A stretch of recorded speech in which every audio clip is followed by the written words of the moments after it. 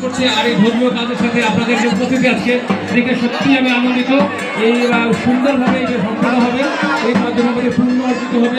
আমরা মূল ধর্মের চেতনা, মানব কল্যাণ, সমাজের কল্যাণ, সেই কল্যাণের দিকে যেন আমরা ধাবিত হই, আমাদের সন্তানকে যেন পড়ালেখা করি, মূল কথা যেন আমরা মানুষ হিসেবে গড়ে উঠি এবং এই এলাকার উন্নয়নের জন্য আমরা সবাই মিলে কাজ করি।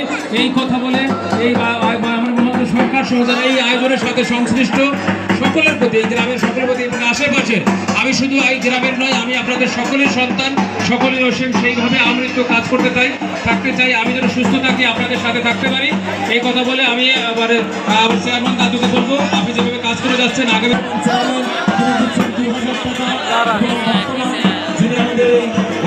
গোবিন্দ বিশ্বাস